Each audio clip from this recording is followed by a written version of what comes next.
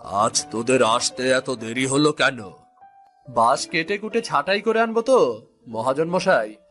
আজ বকেয়া গুলো একটু যদি দিতেন, সংসারটা চালাতেই পারছি না, বড্ড অভাব।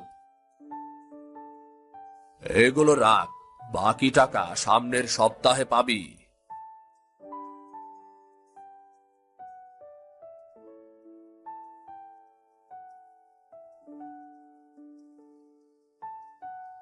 মাত্র 200 টাকা? মহাজন না দিলে আমি কি করব গিন্নি? রোজ কিছু না কিছু টাকা বাকি রাখে। এত কষ্ট করে যে বাঁশ কাটি সেটাও সে বোঝে না। বসু ঠিকই, ওসব টাকা না দিবার বাহানা, বুঝলে? বলি বাঁশ কাটা বাদ দিয়ে এবার না হয় চাষের কাজ শুরু করো। ছেলে বড় হচ্ছে তো, তারও তো একটা ভবিষ্যৎ আছে নাকি? হ্যাঁ গিন্নি, তা কথা তুমি মন্দ বলনি, কিন্তু চাষের কাজ করতে গেলেও যে জমির প্রয়োজন। আমাদের কি আর জমি আছে? জমি নেই তো কি হয়েছে, আমরা মানুষের জমি চাষ করব। তুমি দেখো একটা ব্যবস্থা করতে পারো কিনা। না না গিন্নি, এ হয় না। তার থেকে বরং একটা কাজ করা যায়। জমিদারের কাছ থেকে টাকা নিয়ে আমি বরং বিভিন্ন জায়গা থেকে কম দামে বাঁশ কিনে সেটা মহাজনের নিকট বেশি দামে বিক্রি করতে পারি। হ্যাঁ, সেটাও হতে পারে। এখন দেখো কোনটা করলে ভালো হয়, সেটাই করো।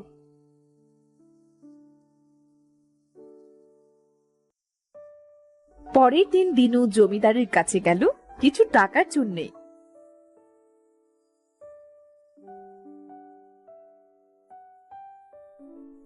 আরে দিনু যে, তা হঠাৎ করে আমার কাছে কি মনে করে? আর বলবেন না জমিদার মশাই, খুব বিপদে পড়ে আপনার কাছে এসেছি। সবাই আমার কাছে বিপদে পড়ে আসে, তা কি এমন বিপদে পড়লে শুনি?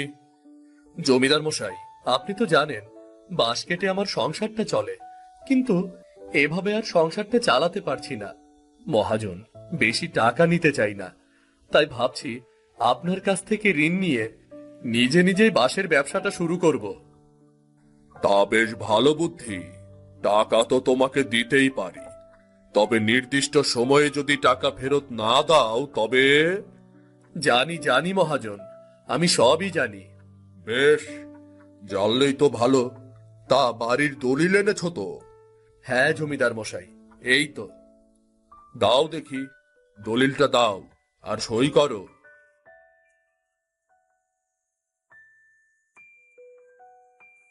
মনে রেখো দিনু, 2 মাস পরে যদি টাকা ফেরত দিতে না পারো তবে ওই ভিটে মাটি কিন্তু আমার। ঠিক আছে জমিদার মশাই, ঠিক আছে।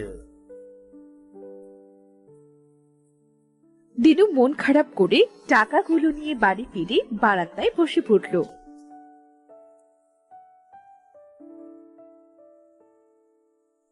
কি গো, আবার কি হলো? এভাবে মুখ ভার করে বসে পড়লে কেন? গিন্নি, জমির দলিলটা জমিদারের কাছে জমা দিয়ে মনটা খুব খারাপ লাগছে গো। যদি দলিলটা আর ফেরত আনতে না পারি তাহলে যে মাথা গোজার ঠাঁইটুকু হারাবো গো। এত চিন্তা করো না তো, আমাদের সাথে নিশ্চয়ই ভালো হবে। দিন যেতে লাগলো। দিনু বিভিন্ন জায়গা থেকে বাঁশ কিনে তা মহাজনের নিকট বিক্রি করত। সংসারটা বেশ ভালোই চলছিল, কিন্তু একদিন দিনু বাঁশ কাটতে গিয়ে বাঁশ গাছ থেকে হাত ফসকে পড়ে গেল। আহ! স্থানীয় কিছু লোকজন এসে তাকে হাসপাতালে ভর্তি করালো। দিনুর বউ ও ছেলে খবরটি শুনে তাড়াতাড়ি হাসপাতালে চলে এলো। ওগো, ওগো, এ কি হলো তোমার? সৃষ্টিকর্তা, এ কি হলো? আপনার স্বামীর মেরুদণ্ডের হাড় ভেঙে গেছে, সে আর কখনো হাঁটাচলা করতে পারবে না। আপনারা তাহলে ওকে আজকে বাড়ি নিয়ে যেতে পারেন। এই যে ওষুধ লিখে দিয়েছি, এগুলো সময় মতো খাওয়াবেন, বুঝলেন?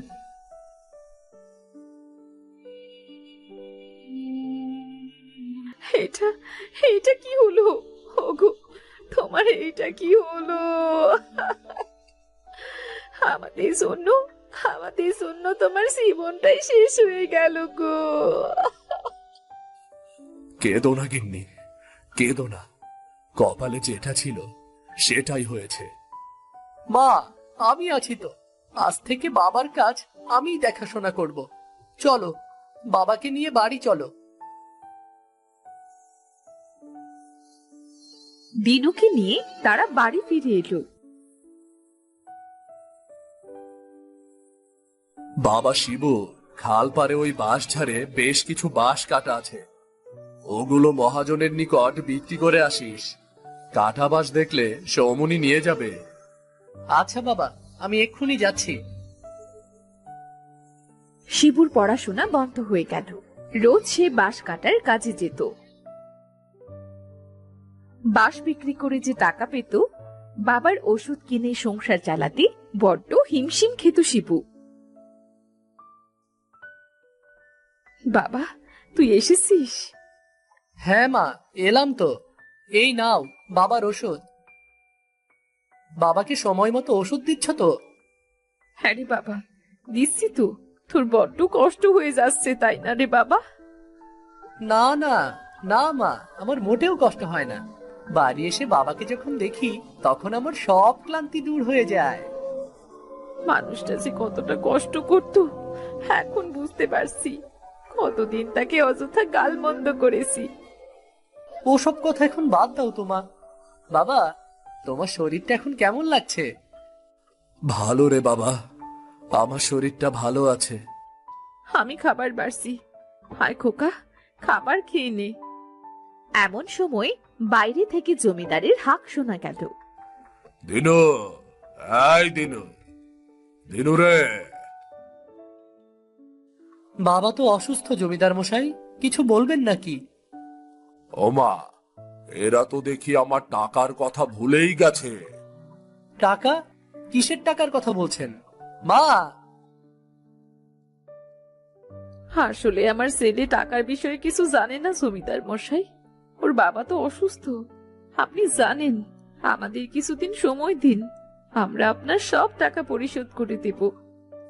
2 মাসের সময় নেওয়া, সেখানে আজ 3 মাস হতে চলেছে। আর একদিনও সময় না।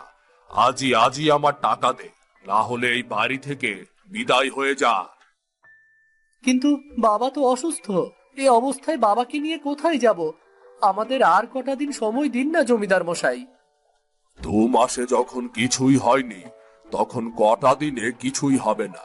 বলি ভালোই ভালোই ঘর থেকে নামবি, নাকি আমার লোকজন গিয়ে তোদেরকে নামিয়ে দেবে বলতো? না না জমিদার মশাই, তার দরকার নেই। আমরা নেমে যাচ্ছি ঘর থেকে।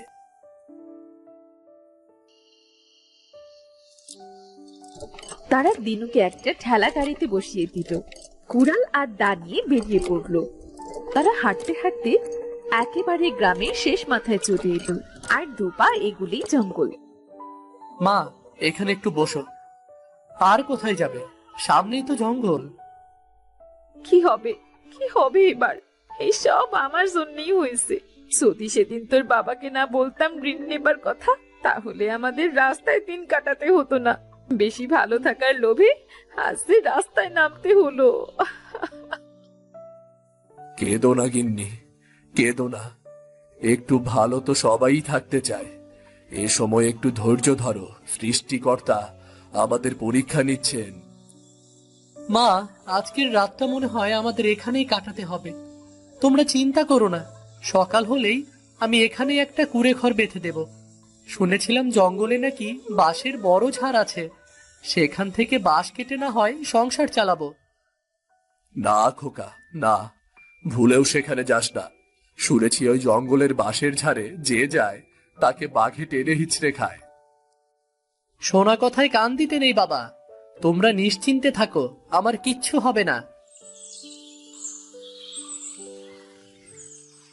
সেই দিন রাতটা কোনো রকম সেখানেই পার করলো।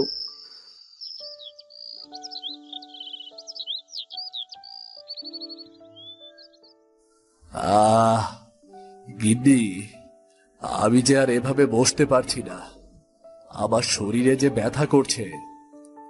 মা, বাবাকে ওই গাছের নিচে শুইয়ে দাও। আমি বুঝতে পারছি তোমাদের খিদে পেয়েছে, তবুও বলছো না। আমি বাঁশ কেটে বিক্রি করে দুপুরের ভেতর খাবার নিয়ে আসবো, বুঝলে? বাবা, আরেকবার ভেবে দেখ, জঙ্গলে না গিয়ে অন্য কোথাও কাজের ব্যবস্থা করতে পারিস কিনা দেখ। মানুষ সময়ে কাজ পায় না মা। আমি এই অসময়ে কোথায় কাজ পাবো? তোমরা চিন্তা করো না, আমার কিচ্ছু হবে না। শিবু জঙ্গলের উদ্দেশ্যে বেরিয়ে পড়ল। জঙ্গলের ভেতর পথ ধরে সে সামনে এগোতে লাগলো। বাবার কথা যদি ঠিক হয় তবে তো আমার সামনে খুব বিপদ। না না, আমাকে আগে একটা হরিণ শিকার করতে হবে। শিবু বেশ কিছু জায়গায় ঘুরে একটা হরিণ দেখতে পেল। সে তার হাতে থাকা দাঁটি হরিণের গায়ে ছুঁড়ে মারল। হরিণটি সেখানেই লুটিয়ে পড়ল। সে হরিণটিকে নিয়ে পথ চলতে সামনে দেখল একটা বড় বাঘ। বাবা বাবা, বাঘ! বাবার কথাই তো ঠিক, এখানে তো বাঘ আছে। না না, এবার আমাকে হরিণটি ওই দিকে ছুঁড়ে মারতে হবে। সে হরিণের দিকে যাবে আর আমি সামনের দিকে এগিয়ে চলে যাব। শিবু হরিণটিকে ছুঁড়ে ফেলে আস্তে করে একটা গাছের পেছনে লুকিয়ে পড়ল। বাঘটি দৌড়ে হরিণের কাছে যেতে সে পা টিপে টিপে সামনে এগুলো। এত বড় বাঁশ ছাড়, এখানে তো সারা বছর বাঁশ কাটলেও ফুরোবে না। কিন্তু এই কুঁড়ে ঘরে কে থাকে? কে এখানে?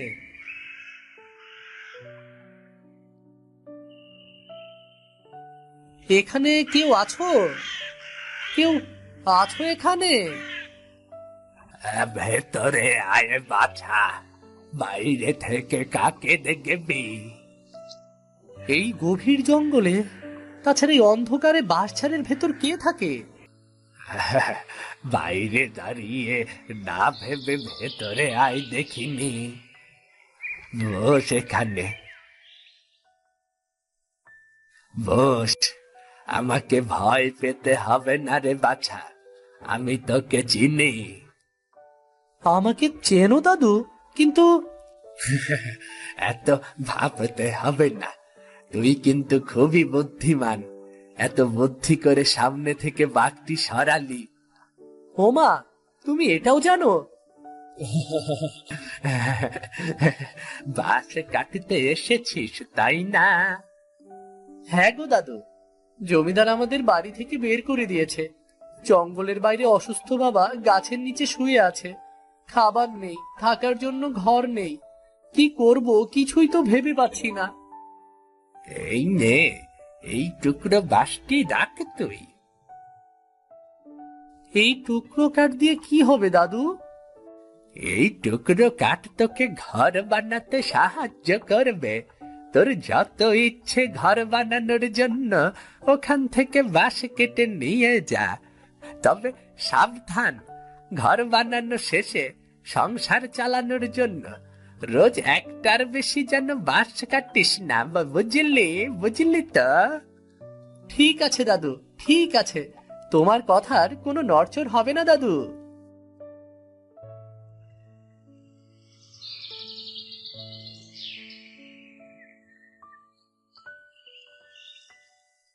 শিবু ঘর বানানোর জন্য সেখান থেকে বাঁশ কেটে ছোট্ট বাঁশের টুকরাটি বাঁশের ওপর রাখলে সেগুলো একত্রিত হয়ে অদৃশ্য হয়ে গেল। বাঁশ? আমার বাঁশ কোথায় গেল? তুই বাড়ি যা বাছা, তোর বাস জায়গা মতো পৌঁছে গেছে। হ্যাঁ? হ্যাঁ, যা এবার, তাড়াতাড়ি বাড়ি ফিরে যা।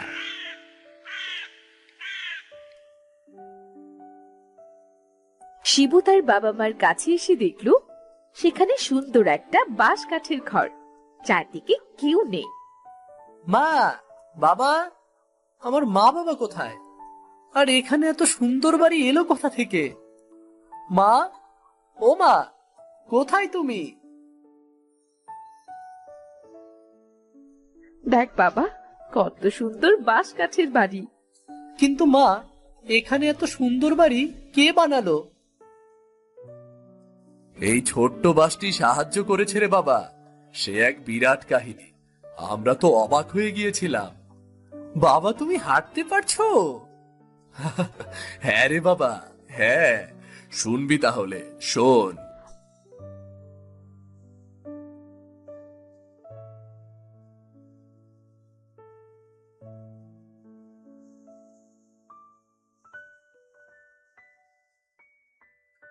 দাদু, ওই জঙ্গলের বৃদ্ধ দাদুর জন্যই এসব সম্ভব হয়েছে। আমরা সব জানি রে বাবা, এই ঘরটি আমাদের সব বলেছে। আয় বাবা, ঘরের ভেতরে আয়, দেখ ঘরের ভেতরটা। শিবু ঘরের ভেতর গিয়ে দেখলো বাঁশ কাঠের বাড়িটা বাইরে থেকে ভেতরে আরো বেশি সুন্দর। ঘরের ভেতরে খাবার সহ প্রয়োজনীয় সকল জিনিসে পরিপূর্ণ। দাদু, তুমি আমার জন্য এত কিছু করেছো? আরে বাছা, আমি করেছি। একদিন স্কুল থেকে ফেরার সময় তুই একটা পাখির জীবন বাঁচিয়েছিলি, মনে আছে? আসলে সেই পাখিটি আমিই ছিলাম। তাই আজ তোকে সাহায্য করতে পেরে আমার বড্ড ভালো লাগছে রে বাবা, বড্ড ভালো লাগছে। কিন্তু দাদু, আমরা এত খাবার দাবার চাই না, আমি পরিশ্রম করে খেতে চাই। আমি আর আমার বাবা দুজনে মিলে এখান থেকে বাঁশ কেটে হাটে বিক্রি করে তবেই সংসার চালাতে চাই। যদি কখনো আবার বিপদে পড়ি, তখন তুমি আমাদের সাহায্য করো দাদু। তথাস্তু বাছা, আজ আবারও খুশি হলাম তোর সততা দেখে। শিবু ও দিনু দুজন মিলে বাঁশ কেটে হাটে বিক্রি করে তাদের সংসার চালাতো। বেশ সুখেই কাটছিল তাদের দিন। এইদিকে গ্রামে দেখা দিল একটা মহামারী। মহামারীতে গ্রামের সব লোক মরতে লাগলো। গ্রামের লোকেরা ভয় পেয়ে গ্রাম ছেড়ে বনে জঙ্গলে আশ্রয় নিতে লাগলো। কেউ কেউ এসে তো শিবুর বাঁশ কাঠের বাড়িতেও আশ্রয় নিচ্ছিল। এমনই একদিন, ওগো, আমার ছেলেটা মরে গেল। আমরা আমরা ওকে ফেলে রেখে কিভাবে এলাম এখানে? যেতে দাও, আমাকে আমার ছেলের কাছে যেতে দাও। ওকে ছুলে যে আমরা মরে যাব গিন্নি। ও যে মহামারী ছোঁয়াছে, জীবন বাঁচাতে পাগলামি না করে চলো গিন্নি, চলো। ওই জঙ্গলই আমাদের জন্য নিরাপদ।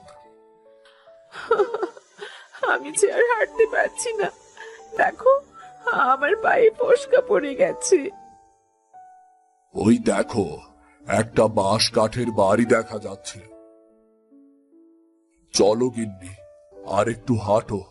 আজকের মতো ওই বাড়িতেই আশ্রয় নেই, চলো।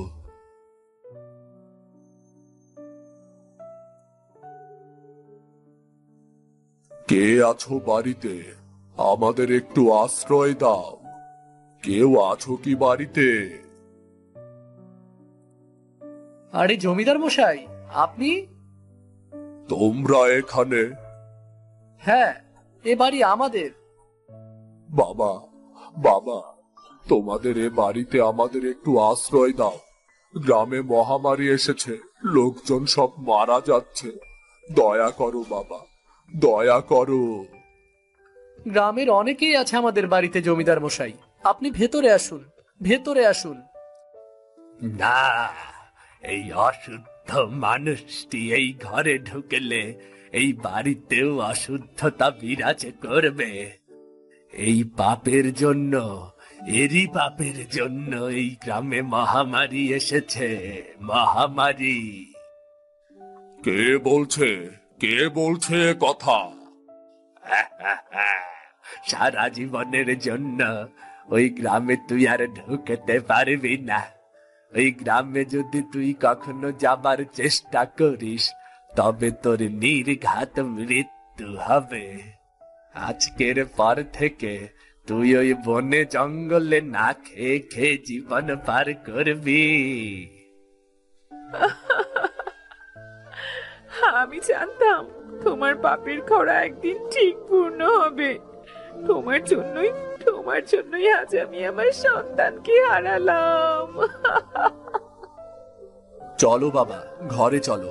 কঠিন সময়ে যে ধৈর্য ধরতে পারে, সৃষ্টিকর্তা তাকে কখনোই ঠকায় না বাবা। চলো ঘরে চলো।